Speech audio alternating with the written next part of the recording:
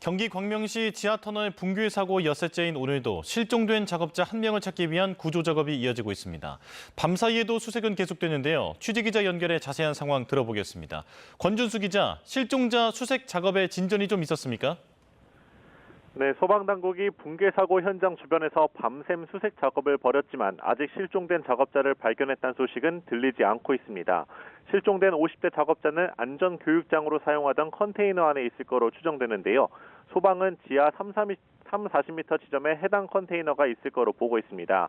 구조대원들은 어제 이미 지하 20m 지점까지는 진입했는데 밤사이 새 굴착기를 투입하며 더 아래쪽을 향해 땅을 파내러 갔습니다.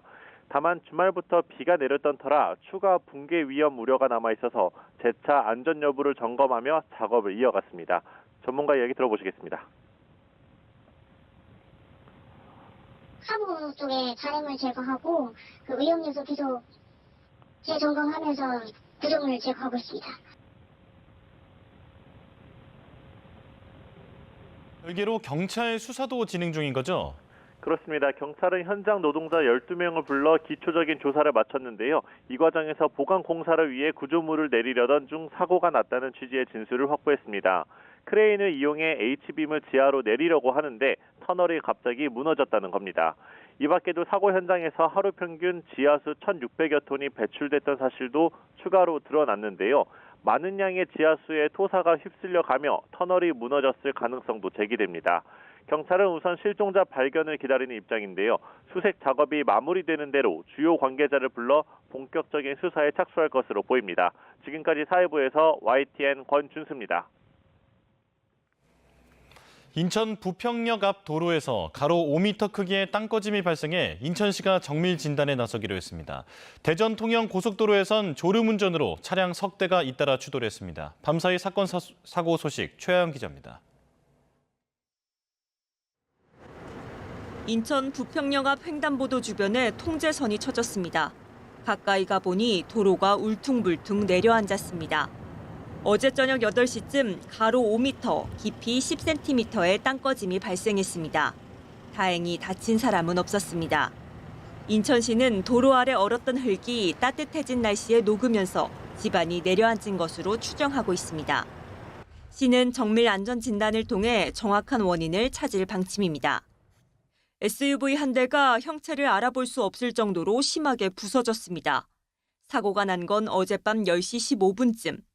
전북 장수군 장계면 대전 통영 고속도로 장수분기점 근처에서 SUV가 앞서가던 1톤 화물차를 들이받았습니다.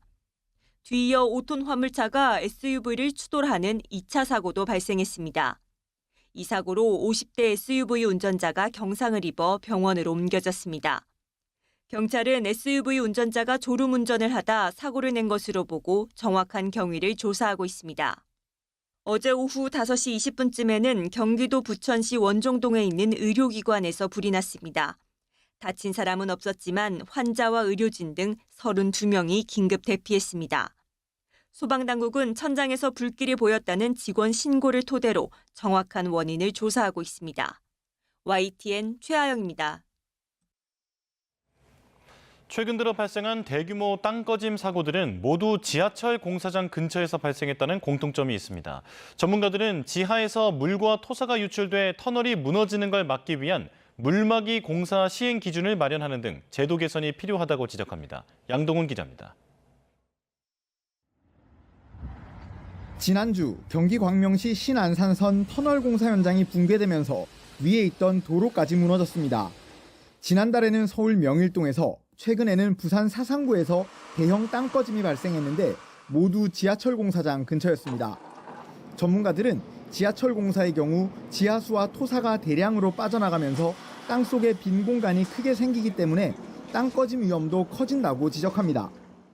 구착이 크면 클수록 땅에 있던 지하수가 나오는 그런 양들도 많아지고 지하수의 유속이 빨라지면은 산사태 나면은 토성이 내려오듯이 물하고 흙하고 이렇게 같이 나오게 돼요.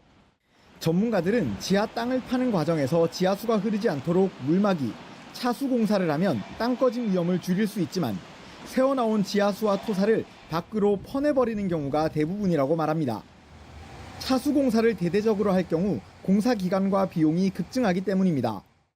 이번에 사고가 난 신안산선 공사 현장에서도 지난해 4분기 하루 평균 1,600톤이나 되는 지하수를 밖으로 퍼내며 작업한 것으로 확인됐습니다.